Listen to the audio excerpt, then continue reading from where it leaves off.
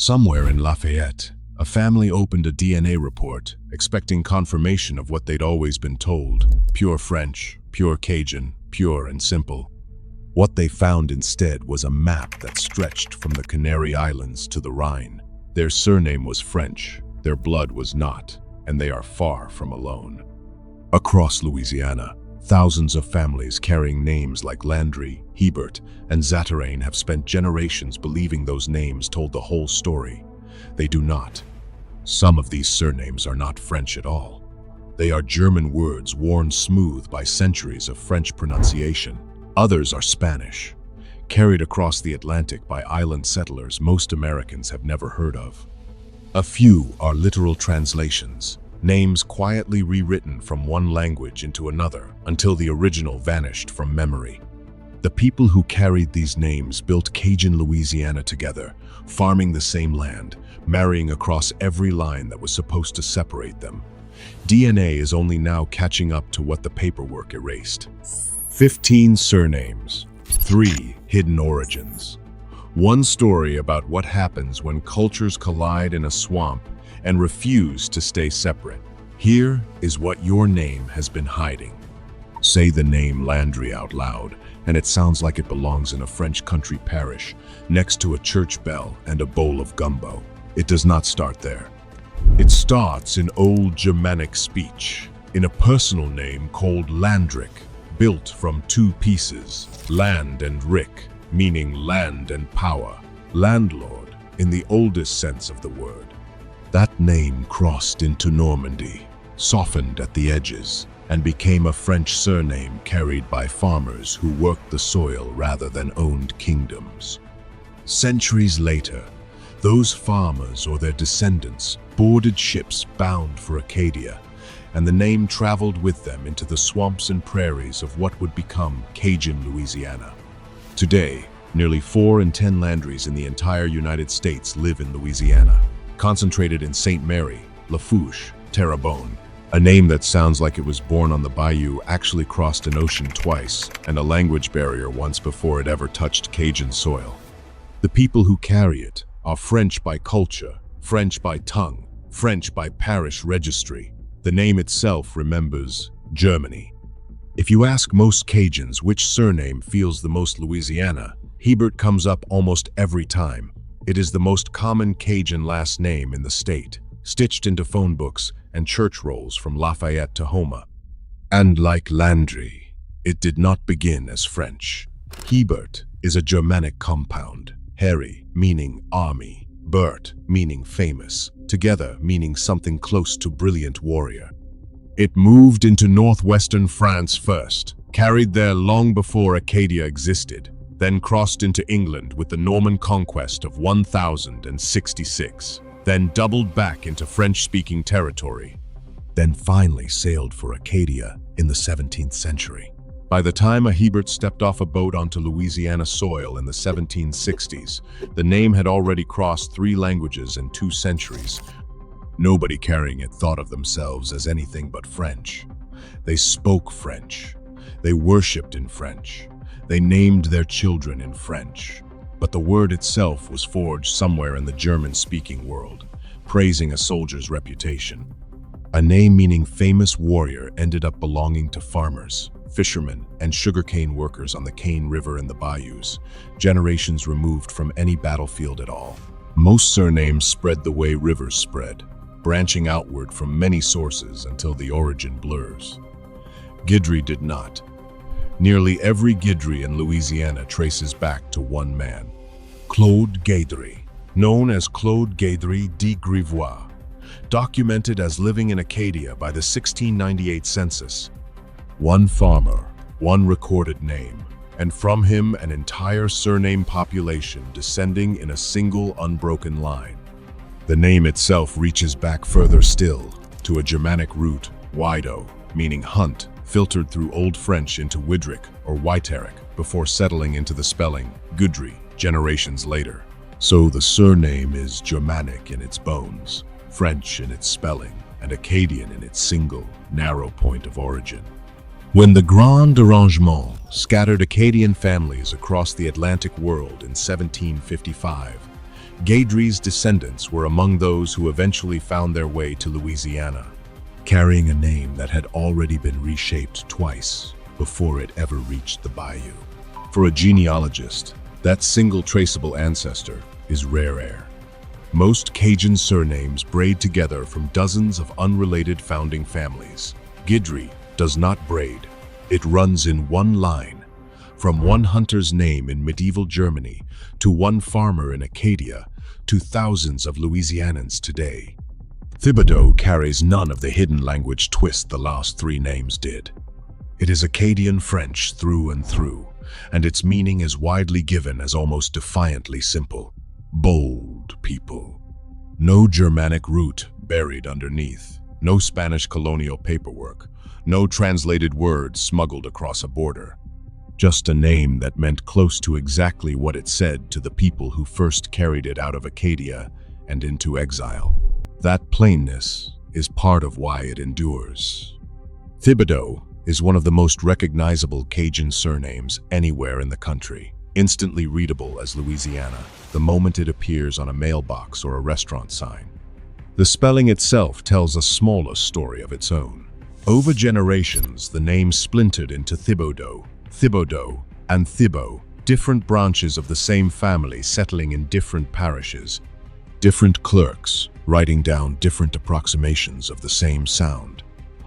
Louisiana record-keeping was inconsistent, and many Acadian settlers could neither read nor correct the spelling choices made for them. So while Landry and Hebert hide a language switch, Thibodeaux hides something quieter, proof that even a name with no secret origin still fractured under the weight of displacement, exile, and an oral culture meeting a written one. Here is where the story stops being just about Germany and starts being about which families actually count as Acadian at all. Broussard sounds Cajun. It sits comfortably next to Landry and Hebert on any list of Louisiana surnames. But Broussard was never Acadian to begin with. The name comes from southern France, from the region of Languedoc, and it means roughly bushman, someone who lived among the scrub and brushwood rather than in a settled village. That is a very different origin story than a family exiled from Nova Scotia in 1755. The Broussards, who ended up in Louisiana, arrived as part of the broader French colonial migration, not the Acadian diaspora, and only became woven into Cajun identity after generations of intermarriage. Shared parishes and shared French language on Louisiana soil, the names spun off variants along the way. Broussais, Broussais, Broussais, Broussais, each a slightly different clerk's ear catching the same southern French word. So when a Broussard says their family has been Cajun for generations, they are telling the truth. But the surname itself is a reminder that Cajun was never one bloodline. It was a culture that absorbed French settlers who were never Acadian and made them indistinguishable from the ones who were. LeBlanc means exactly what it looks like, the white. In its oldest sense, it was likely a nickname, a way of marking someone out for pale skin or light hair among their neighbors, the kind of physical detail that got attached to a person and then outlived them as a family name. It is one of the most prevalent Acadian surnames to survive the 18th century, and the families who carried it were swept directly into the Grand Dérangement. Records from the period note LeBlancs, imprisoned by the British before deportation, exiled from Nova Scotia, along with thousands of others in 1755, scattered across the Atlantic world before some branches eventually settled in Louisiana. What makes LeBlanc unusual is what happened to it after it landed. Rather than staying French on paper the way Landry or Hebert did, some Louisiana LeBlanc families translated the name outright, adopting white as the English language version in official records. Same meaning, same family. Two entirely different surnames depending on which side of a courthouse door you were standing on. It is a small, quiet example of a much larger pattern in Louisiana history. Identity was not just inherited, it was frequently rewritten by whoever was holding the pen at the time. Arceneaux does not hide a German root or a Spanish colonial past. What it hides is smaller and stranger. It is widely considered not really its own name at all, but a variant of Arceneaux. One of several ways an Acadian family name drifted and reshaped itself as it passed through generations, parishes, and clerks who spelled things by ear. There is no single dramatic mistranslation here, no word smuggled in from another language. Just the ordinary erosion that happened to many Acadian surnames that made the journey from Nova Scotia to Louisiana by way of exile, resettlement, and a written record system that rarely matched the spoken one.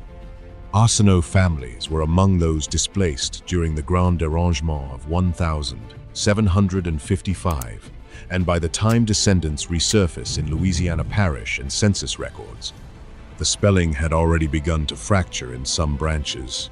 Arceneaux is one result of that fracture, now common enough in Acadiana to feel like its own distinct name entirely, no longer read as a variant of anything.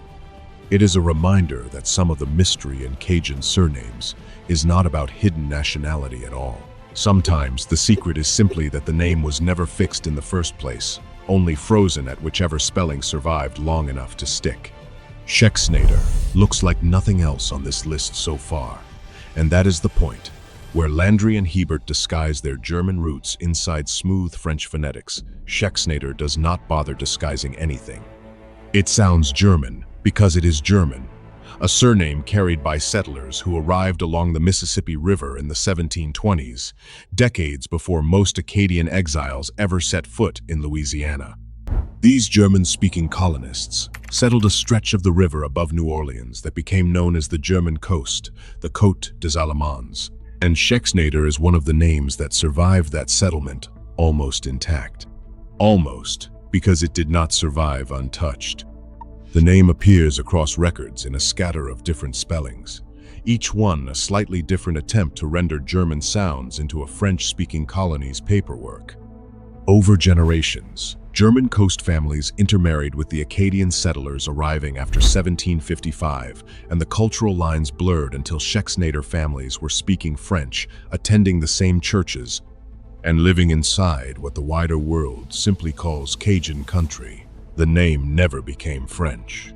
It just became Louisiana, sitting comfortably today beside Landry and Hebert as if it had always belonged there, because eventually it did. Zeringue belongs to the same German coast world as Schexnayder, but it took a different road to get there. The name began as Zeringue, a German surname carried by the same wave of settlers who took up land along the Mississippi in the 1720s. Somewhere in the transition from a German-speaking household to a French-speaking colony, Zeringue softened into Zeringue, the spelling shifting to match sounds a French-speaking clerk actually knew how to write down. It is a small transformation compared to some of the other names on this list. No full translation, no centuries-long migration through 3 languages. Just one German surname adjusting its shape to survive inside a French-dominant world. That adjustment is exactly why so many people today never guess the name is German at all. Zeringue reads as thoroughly Louisianan, unremarkable next to Melanchon or Boudreaux on a parish roll. But the German coast settlements were never a footnote to Cajun history. They were there before most of the Acadian exiles arrived, farming the river's edge, building a foothold that the later Acadian migration would eventually marry into, parish by parish, generation by generation, until German coast names like Zeringue stopped sounding foreign and started sounding like home. Trosclair might be the strangest transformation on this entire list. It began as Trosclair, a German surname, and what happened to it next was not quite translation and not quite simple misspelling. It was something in between, what linguists call a macaronic rendering, a name reshaped phonetically so that a French-speaking ear could pronounce it comfortably, even though the result no longer looks German at all. Trosclair became Trosclair, the way a word passed down through generations of spoken language rather than written record can drift into something almost unrecognizable from where it started. The German coast settlers who carried the original name arrived along the Mississippi in the 1720s, and by the time later generations show up in parish registries, the spelling had already completed its journey into something that reads as pure French.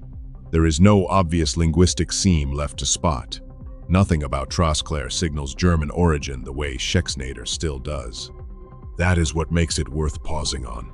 Some names, like Zeringue, only softened slightly.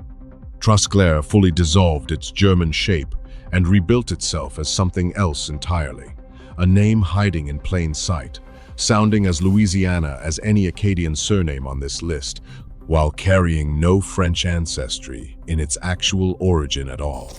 Hymel comes from Hymel, the German word for heaven, and it is one of the oldest surnames tied to the Côte des Allemands settlements above New Orleans.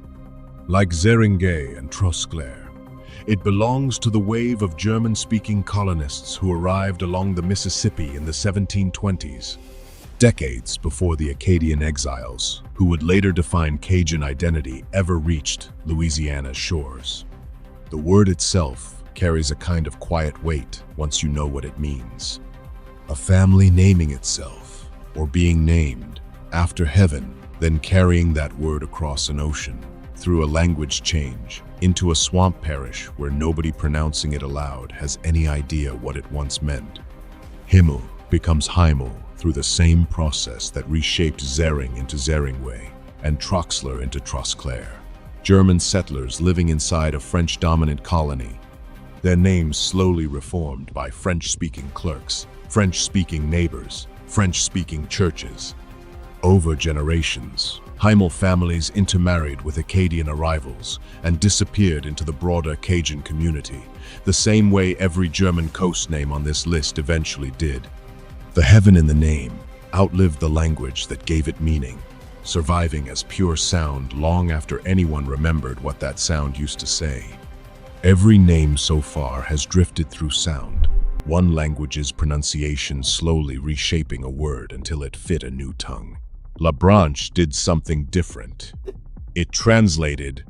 The original German surname was Zweig, meaning branch, and rather than letting French ears reshape the sound the way Hymel became Hymel or Zeringue became Zeringue, someone simply swapped the word for its French equivalent. Zweig became branch, and the family name became LaBranche, the branch. A full act of translation, rather than a slow phonetic drift. That is a meaningfully different kind of erasure. A name like Trosclair still carries a distorted echo of Trosclair if you know to listen for it. LaBranche carries no echo at all. The German original is completely gone, replaced by a French word that means the same thing but sounds nothing like its source. Like the other German coast surnames, LaBranche traces back to the settlers who arrived along the Mississippi in the 1720s, folded generations later into the Acadian-dominated culture that came to define Cajun Louisiana. The difference is that LaBranche did not survive by adapting its sound. It survived by disappearing entirely into a new language, leaving nothing behind except a literal, quietly perfect French translation of a German name for branch. Before I show you the last three, if you want to look at your own results and see where any of these Louisiana bloodlines fit into your own family tree, I put a full 3-volume PDF bundle over at the OriginDNA website. It shows you how to read your raw data and find matches beyond what Ancestry or 23andMe tell you. Link is in the description. But stay right here, because what comes next is the part most people completely miss. Zatarain is a name many Americans know from a spice tin before they ever know it as a family name, and that alone tells you something about how deep this history runs. The surname is Spanish, tied to the Isleños, Canary Islanders recruited by Spanish colonial officials in the late 1770s to help settle and defend Louisiana. The first ship carrying these settlers, the Santísimo Sacramento, left the Canary Islands in July of 1778, part of a wave that eventually brought roughly 2,000 Canary Islanders to Louisiana between 1778 and 1783.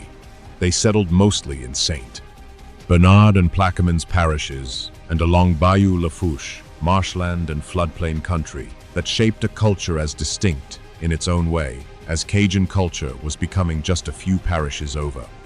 Zatarain families intermarried with Acadian settlers over generations. French language absorbing Spanish surnames the same way it had already absorbed German ones.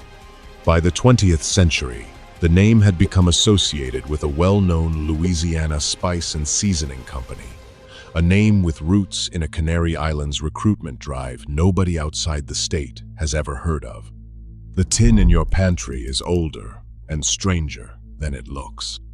Gonzales sits on documented lists of Canary Islander surnames that arrived in Louisiana during the Isleños migration of 1778 to 1783, alongside names like Hidalgo, Rodriguez, Sanchez, and Fernandez.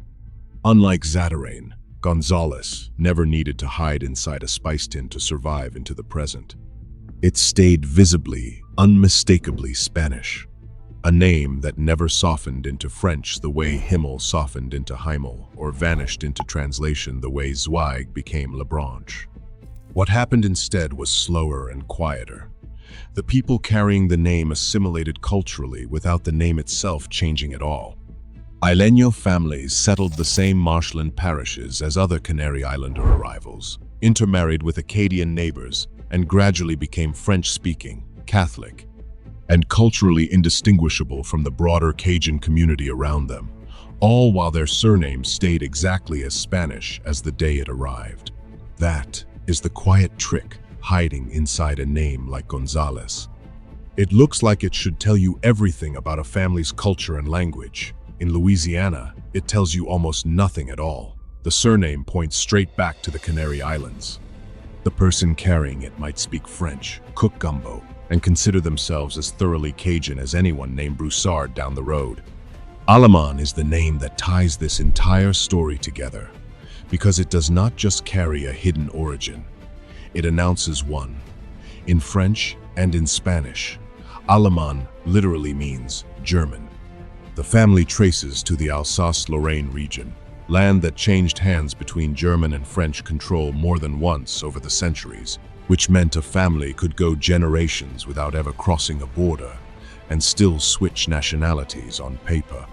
Some Alleman families made their way into the Canary Islander population before ever reaching Louisiana, folding a German-rooted, French-bordered name into the Isleños migration of the late 1700s, then folding that combination again into Cajun Acadiana through generations of intermarriage. So, a single surname on a single family tree can carry Germany, France, Spain's Canary Islands, and Acadian Louisiana all at once, not as separate branches, but as one continuous, tangled thread. Alleman is not an exception to everything this list has shown. It is the summary of it, a name that openly admits what 14 other names spent generations concealing. That nobody's bloodline in this story ever stayed inside one language, one nationality, or one neat category for very long. Somewhere in Lafayette, that family with the DNA results they didn't expect is not an outlier. They are the rule. Landry and Hebert, names that sound like the heart of French Louisiana, were forged in the German-speaking world before Acadia even existed. Schexnayder, Zeringue, Trosclair, Hymel, and LaBranche carried that same German blood in, some hiding it in translation, some barely hiding it at all. Zatarain and Gonzales walked in from the Canary Islands, Spanish names settling marsh parishes and marrying into Acadian families until language, not blood, became the only marker anyone bothered to check. And Alleman sat quietly in the middle of it, a name that means German, filtered through French borders and Spanish migration routes, before finally landing in a Cajun parish register. None of these families thought of themselves as anything but Cajun. They spoke French. They prayed in French. They passed down recipes and fiddle tunes and a name they assumed was as French as the language itself. DNA did not change who they were. It only confirmed what the paperwork never recorded, that Cajun Louisiana was never one bloodline wearing one name. It was Germany, Spain, and France, folded into a swamp until nobody could tell where one ended and the other began. Thanks for watching this video, but before you go, don't let your DNA results just sit there unanswered. Tap the link on the description to download your ebook and find out what your raw data is hiding.